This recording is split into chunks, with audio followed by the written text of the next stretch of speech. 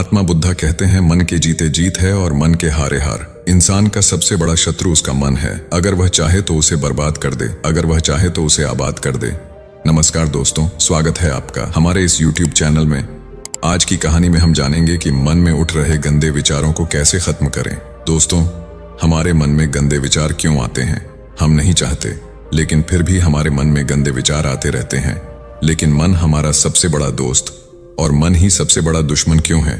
जब हम अपने मन की बात मानते हैं तो हमारा मन ही हमारा नेतृत्व करता है, और जब हम मन को संतुलित कर लेते हैं तो हम अपने जीवन में हर चीज का ध्यान रखते हैं। हम अपने मन में आने वाले गंदे विचारों को रोकने की कोशिश करते हैं, लेकिन जितना अधिक हम रोकते हैं उतना ही ये विचार हमारे अंदर प्रवेश करते हैं। जितना अधिक आप किसी चीज से दूर भागते हैं, वह चीज आपको अपने पास ले जाएगी। इसलिए उस चीज से दूर मत भागिए, उस पर संतुलन बनाए रखिए। एक बार एक व्यक्ति गौतम बुद्ध के पास आया और गौतम बुद्ध से बोला कि हे बुद्ध, मेरे मन में इतने गंदे विचार क्यों आते हैं? मैं नहीं चाहता कि मेरे मन में गंदे विचार आएं, पर मेरे मन में हमेशा काम वासना के विचार चलते रहते हैं और मैं इनके बारे में सोच सोच कर बहुत परेशान रहता हूँ। मेरी ऊर्जा और समय यह सब सोचने में ही नष्ट हो जाता है, और इन सब के विचारों की वजह से मैं कभी भी शांत नहीं रह पाता हूँ, और मैं हमेशा ही स्त्रियों को देखकर मोहित हो जाता हूँ। अपने आप को रोक ही नहीं पाता हूँ। बुद्ध मुस्कुराए और उन्होंने उस व्यक्ति से पूछा, क्या तुम्हें पता है यह काम वासना होती क्या है? फिर उस व्यक्ति ने उत्तर दिया और कहा, बुद्ध, मैं यह तो नहीं जानता कि काम वासना होती क्या है, पर हाँ, ये जो भी है बहुत बुरी चीज है। फिर बुद्ध ने उस व्यक्ति से कहा कि सबसे पहले तो तुम्हें यह समझना है कि प्राकृतिक रूप से जो भी चीज हमारे अंदर है वह बुरी नहीं है। हमारे जीवन में उसकी कुछ ना कुछ जरूरत है। वासना कोई बुरी बात नहीं है। यह तो हमारे मन की एक भावना है जो हमें किसी न किसी चीज की कमी का एहसास करवाती है, और फिर हम उस चीज को पाने के लिए उस चीज की तरफ आकर्षित हो जाते हैं। जैसे अगर तुम्हारे पास धन की कमी है तो तुम्हें धन पाने की वासना उत्पन्न हो जाएगी। तो वासना कुछ और नहीं, बस एक प्रकार की कमी है जो कि एक प्रकार की जरूरत का एहसास है, और जब ये जरूरत शारीरिक हो तो हम इसे काम वासना कह देते हैं। उस व्यक्ति ने गौतम बुद्ध को कहा कि बुद्ध, मुझे काम वासना का मतलब तो समझ में आ गया, पर आप मुझे ये बताइए कि यह आती कहां से है और कैसे आती है? गौतम बुद्ध ने कहा कि काम वासना कहीं से आती नहीं है, ये तो हमारे अंदर ही होती है, और इसका होना तो जरूरी भी है, तभी तो मानव जाति का विस्तार होगा। उस व्यक्ति ने कहा, जब यह हमारे अंदर ही है और जरूरी भी है तो फिर लोग इसे गलत क्यों बोलते हैं? बुद्ध ने कहा कि यही तो समस्या है। लोगों ने काम वासना को गलत तरीके से सोच लिया है, इसे छिपाने की और दबाने की कोशिश करते हैं। काम वासना गलत नहीं है, बल्कि काम वासना का गलत तरीके से प्रयोग करना गलत बात है। लोग जिससे प्रेम करते हैं बस उसी के लिए जीने लग जाते हैं, उसे पाना ही अपना लक्ष्य बना लेते हैं और उसी के बारे में हमेशा सोचते रहते हैं, पर यह सब गलत है। बुद्ध ने उस व्यक्ति से कहा, क्या तुम्हें पता है जानवरों में भी काम वासना होती है? उस व्यक्ति ने उत्तर दिया, हाँ बुद्ध, जानवरों में भी काम वासना होती है, क्योंकि जानवर भी तो आखिर अपनी पीढ़ी को आगे बढ़ाएंगे। बुद्ध ने कहा, तो फिर हम जानवरों की काम वासना को गलत क्यों नहीं कहते हैं? व्यक्ति ने कहा, मुझे नहीं पता महात्मा, आप ही मुझे बताइए।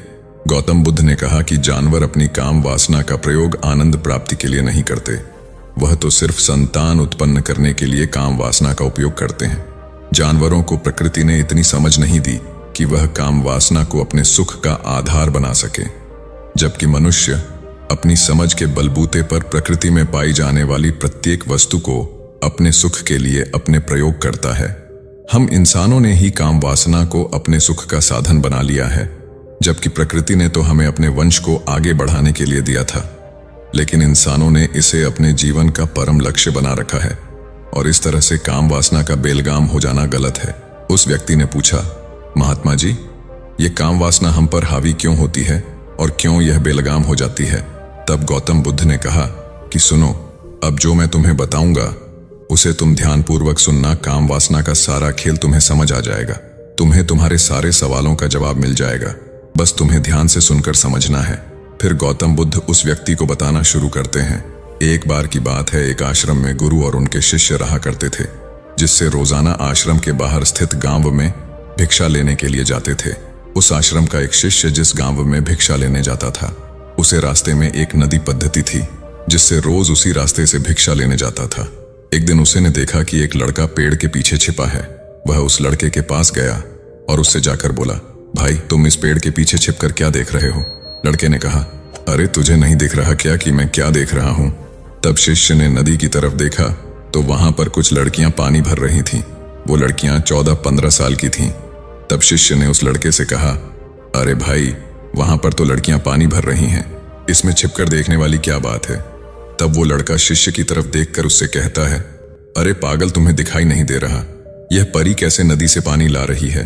जरा उनकी अदाओं को तो देखो, उनके कोमल शरीर को देखो, उनकी पतली कमर मटके को उठाते समय बल खाती है और उनके बाल उनकी कमर पर कैसे लहरा रहे हैं, मानो सुंदरता बिखरी पड़ी हो। उसने फिर से नदी के किनारे देखा और इस बार वह नदी के किनारे देखता रहा। अब कुछ भी दिखाई नहीं दे रहा था और वह बिल्कुल निडर था। उसे किसी भी चीज का कोई डर नहीं था। लेकिन अब वो छिपने लगा और उन लड़कियों को देखने लगा जैसे उसने कोई अपराध कर दिया हो। और जब वो छिपकर उन लड़कियों को देख रहा था तभी वो अचानक अंदर से कौंप गया और उसने कहा कि ये मैं क्या कर रहा हूं? मैं जो कर रहा हूं वो सही नहीं है, मुझे यहां से चले जाना चाहिए। और फिर वह जल्दी से वहां से चला गया। वो आश्रम पहुंच जाता है। आश्रम जाकर वो अपने कार्यों में लग गया। लेकिन जो अभी वह देख कर आया था वही उसकी आंखों के सामने बार बार आ रहा था। उसके मन में वही दृश्य चल रहा था। उसका दिमाग सब कुछ देखने के लिए संघर्ष कर रहा था।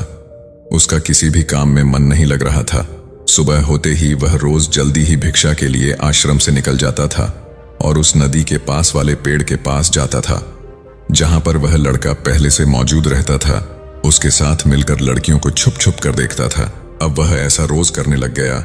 यह उसके रोज का काम हो गया। अब उस शिष्य का मन किसी भी काम में नहीं लगता था। वो हमेशा ही किसी न किसी प्रकार के विचार में उलझा रहता था। वो आश्रम के कार्यों को भी ठीक ढंग से नहीं कर पा रहा था। न वो ठीक से सो पाता था, न वो ठीक से खाना खा पाता था। उसका मन बेचैन सा रहता था। उसका मन बार बार उन लड़कियों की खूबसूरती देखने को मचलता था। जब गुरु भिक्षा दे रहे थे तब भी उनका मन किन्हीं अन्य विचारों में खोया हुआ था। गुरु ने अपने शिष्य की इन हरकतों को समझ लिया था। फिर एक दिन गुरु ने शिष्य को अपने पास बुलाया और कहा कि आज से मैं भी तुम्हारे साथ भिक्षा मांगने चलूंगा। आप और मैं एक साथ भिक्षा मांगने जाएंगे। तभी शिष्य गुरु को मना करते हुए बोला, नहीं गुरुदेव, आप परेशान क्यों हो रहे हो? मैं अकेला ही ठीक से भिक्षा मांग सकता हूं। गुरु ने शिष्य से कहा कि ठीक है, तुम अकेले ही भिक्षा मांगने जाओ। जिससे वह तुरंत भिक्षा मांगने निकल पड़ा। सभी लोग उसे देखने के लिए उसके पीछे पीछे चलने लगे। थोड़ी दूर जाने पर गुरु ने देखा कि उनका शिष्य एक अपराधी की तरह एक लड़के के साथ पेड़ के पीछे छिपा हुआ है और छिपकर कुछ देख रहा है। गुरु भी अपने शिष्य के पीछे जाकर खड़े हो गए। उसका शिष्य क्या देख रहा है जिसे देखने के लिए वह एक अपराधी की तरह पेड़ के पीछे छिपा हुआ है? गुरु ने देखा कि उसका शिष्य पेड़ के पीछे छिपकर नदी से पानी ले रही लड़कियों को देख रहा है। तब गुरु ने शिष्य से कहा, क्या देख रहे हो? अपने गुरु की आवाज सुनकर वह डर गया और उसके पसीने छूटने लगे। वह ऐसे कांपने लगा जैसे उसने किसी चोर को चोरी करते समय पकड़ लिया हो। उसकी हालत खराब हो गई। वो कुछ भी नहीं बोल पा रहा था। दूसरा जो शिष्य के साथ था वो वहां से भाग गया। उसके मुंह से कुछ टूटे फूटे शब्द ही बाहर निकल रहे थे। वो अपने गुरु से नजर भी नहीं मिला पा रहा था। गुरु ने शिष्य की तरफ देखा और कहा कि मेरा शिष्य तो निर्भय था, उसे तो किसी भी चीज का डर नहीं था, लेकिन ये क्या, तुम तो भय के मारे कांप रहे हो। शिष्य ने गुरु से कहा कि मुझे माफ कर दो गुरुदेव, मेरा इसमें कोई दोष नहीं है। उस लड़के ने मुझे बहका दिया था, लेकिन आपसे मैं वादा करता हूं कि आज के बाद मैं ऐसा कभी दोबारा नहीं करूंगा। मुझे माफ कर दो गुरुदेव। गुरु ने शिष्य से कहा कि कोई बात नहीं, पर इस बात का तुम ध्यान रखना कि हम जैसी संगति करते हैं वैसा ही फल हमें प्राप्त होता है। हम जैसी संगति करते हैं उसके विचार हमारे अंदर प्रवेश करते हैं। इसीलिए अच्छी संगति करो जिससे तुम्हारे अंदर अच्छे विचारों का प्रवेश हो। फिर गुरु और शिष्य आश्रम लौट आए और फिर से शिष्य आश्रम के कार्यों पर ध्यान देने लगा। उसने उस रास्ते को छोड़ दिया और दूसरे रास्ते से जाने लगा। वो अपने काम को ध्यान से करने लगा, लेकिन धीरे धीरे उसके अंदर क्रोध उत्पन्न हो गया और फिर वो दूसरे शिष्यों पर क्रोध करने लगा और बेचैन रहने लग गया। अब वो सही समय पर भोजन भी नहीं करता था। वो भोजन भी बहुत कम खाता था। एक रात गुरु शिष्य के पास आए और उससे बोले कि अब तक तुमने कितनी बार अपना वादा तोड़ दिया। यह सुनकर शिष्य अपने गुरु के चरणों में गिर गया और रोने लगा। रोते रोते ही उसने गुरु से कहा कि गुरुदेव, मैं कई बार अपना वादा तोड़ चुका हूं। फिर मैं वादा करता हूं, लेकिन हर बार जब मैं वादा तोड़ देता हूं तो मेरा मन मेरे वश में नहीं रहता। मैं बहुत कोशिश करता हूं कि अपने मन से सारे बुरे विचार निकाल दूं, लेकिन चाहकर भी मैं ऐसा नहीं कर पाता। फिर गुरु ने शिष्य को कहा कि चलो मेरे साथ। गुरु शिष्य को आश्रम के बगीचे में लेकर गए और शिष्य से कहा कि देखो, यहाँ पर कुछ नाली बनी हुई है जिससे नदी का पानी इन पौधों तक आ रहा है और यह पानी निरंतर गति से आगे बढ़ रहा है। क्या तुम इस पानी के बहाव को रोक सकते हो? शिष्य ने कहा कि हाँ गुरुदेव, मैं इस बहाव को रोक सकता हूं। फिर शिष्य ने मिट्टी उठाकर उस नाली में रख दी तो पानी थोड़ी देर के लिए रुक गया और फिर थोड़ी देर बाद उस मिट्टी के ऊपर से पानी बहने लगा। गुरु ने शिष्य से कहा, अरे ये क्या, ये तो पानी रुका ही नहीं। फिर से शिष्य ने कुछ कंकर पत्थर उठाकर उस नाली में रख दिए और फिर थोड़ी देर के लिए पानी रुक गया, लेकिन फिर थोड़ी देर बाद ही उन कंकड़ पत्थर के ऊपर से पानी निकल आया। फिर गुरु ने कहा कि शिष्य, यह क्या हुआ? पानी तो फिर से बहने लग गया। तुम तो बोल रहे थे कि तुम इसे रोक दोगे। क्या हम किसी काम को रोकना चाहे तो क्या हम उसे रोक नहीं सकते हैं? तब शिष्य ने कहा, कोई बात नहीं गुरुदेव, मैं इस पानी को तो आपको रोक के दिखाऊंगा। शिष्य फिर से एक बड़ा सा पत्थर लेकर आया और उस नाली पर रख दिया और पानी रुक गया। तब गुरु से कहा कि देखा गुरुदेव, मैंने कहा था ना कि पानी को मैं रोक दूंगा। मैंने पानी को रोक दिखाया। आपकी बात मैंने पूरी कर दी। गुरु मुस्कुराए और बोले, अच्छा जरा ध्यान से देखो, पानी रुक गया क्या? वो तो पीछे की नाली तोड़कर बाहर निकल गया और अगल बगल से बह रहा है। और ध्यान से देखो, इस पत्थर के आगे भी आ गया और ये पानी अपना रास्ता बदलकर फिर से आगे की तरफ जाएगा। और फिर थोड़ी देर बाद ऐसा ही हुआ। फिर गुरु ने शिष्य को समझाया कि तुम्हारे साथ भी तो ऐसा ही चल रहा है। तुम बार बार प्रयास कर रहे हो, बड़े से बड़ा प्रयास कर रहे हो, पर हर बार तुम्हारा प्रयास टूट रहा है और यह हमेशा टूटता ही रहेगा। तुम कितना भी बड़ा पत्थर रख लो, लेकिन पानी तो अपना रास्ता बना ही लेगा। यह सब देखकर शिष्य ने गुरु से कहा कि ही गुरुदेव, क्या कोई तरीका नहीं है जिससे मैं गंदे विचारों से बाहर निकल सकूं और यह मेरे मन में आए ही ना? गुरु शिष्य को एक नदी के पास ले गए जहां से उस बगीचे में पानी जा रहा था। गुरु ने शिष्य से कहा, वो पानी इसी नदी से जा रहा है। अगर हम यहीं से उस रास्ते को बंद कर दें जहां से पानी बगीचे में जा रहा है, तब क्या हम पानी को रोक नहीं सकते? शिष्य ने कहा कि हाँ गुरुदेव, अवश्य ऐसा हो सकता है। मैं इस पानी को यहीं से बंद कर देता हूं, तब आगे की नाली में पानी जाएगा ही नहीं और फिर बगीचे में पानी जाएगा ही नहीं। फिर शिष्य नदी से जाने वाले रास्ते को बहुत मेहनत करके पत्थर और मिट्टी डालकर बंद कर दिया और गुरु से कहा कि गुरुदेव, मैंने पानी को बंद कर दिया है, अब यह पानी बगीचे में जाएगा ही नहीं। तब गुरु ने कहा, शिष्य, अगर पानी बगीचे में नहीं जाएगा तो पेड़ पौधों को पानी कहां से मिलेगा?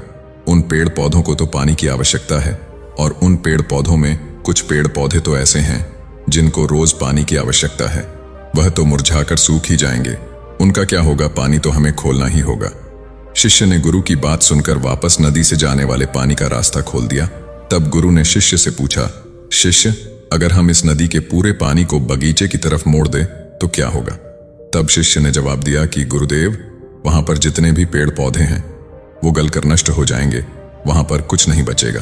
फिर गुरु मुस्कुराए और बोले, तुम इस बात को समझो कि हमें किसी भी चीज को रोकना नहीं है, बस हमें हमेशा संतुलन बनाए रखना है। कम पानी से भी पौधे नष्ट होते हैं और ज्यादा पानी से भी पौधे नष्ट होते हैं। हमारा जीवन संतुलन से ही चलता है। गुरु ने शिष्य से कहा कि अगर मैं तुम्हें कुछ कहूं कि तुम आम के बारे में मत सोचो, तो तुम्हारे मन में सबसे पहले किसका चित्र आएगा? शिष्य ने कहा कि गुरुदेव, मेरे मन में तो पहला चित्र आम का ही आएगा। गुरु ने कहा कि जब हम गंदे विचारों को जबरदस्ती रोकने का प्रयास करते हैं तो वह और मजबूती के साथ हमारे अंदर प्रवेश करते हैं, हमारे अंदर उठते हैं। इसलिए हमें उन्हें कभी भी दबाने की कोशिश नहीं करनी चाहिए। तब गुरु शिष्य के पास गए और बोले कि बुरे लोगों की संगति के कारण भी हमारे अंदर गंदे विचार आते हैं। कभी कभी ऐसा होता है कि हमारे अंदर कामुकता नहीं होती, लेकिन कुछ अश्लील लोगों के साथ रहने के कारण वह हम पर हावी हो जाती है। तब शिष्य ने कहा कि गुरुदेव, आप सही कह रहे हैं, मैं अपने लक्ष्य से भटक गया था।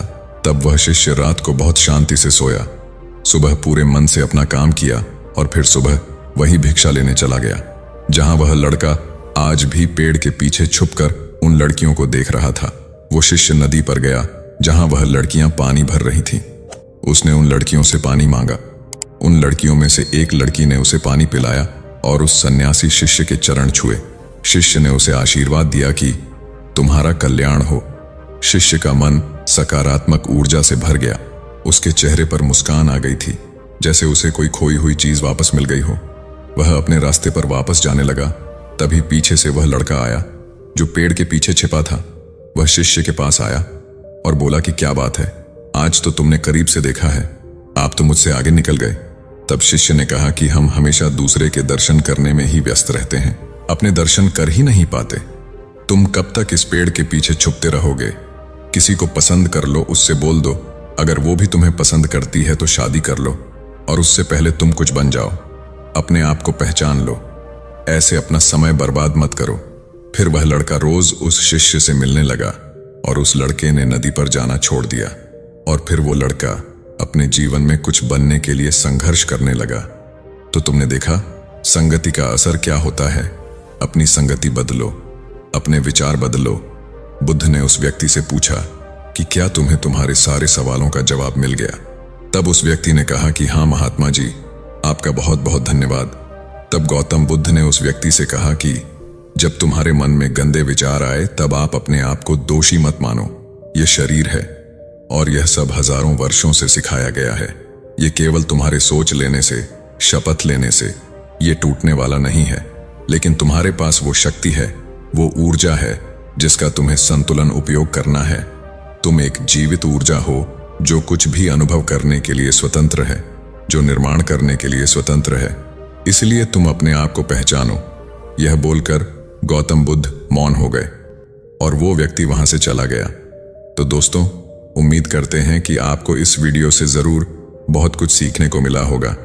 इसलिए इस वीडियो को अपने दोस्तों एवं परिवार के साथ ज्यादा से ज्यादा जरूर शेयर करें, ताकि उन्हें भी इस वीडियो से कुछ सीखने को मिल सके। और ऐसी ही ज्ञानवर्धक वीडियो देखने के लिए हमारे चैनल को सब्सक्राइब करना ना भूलें। धन्यवाद। नमो बुद्धाय।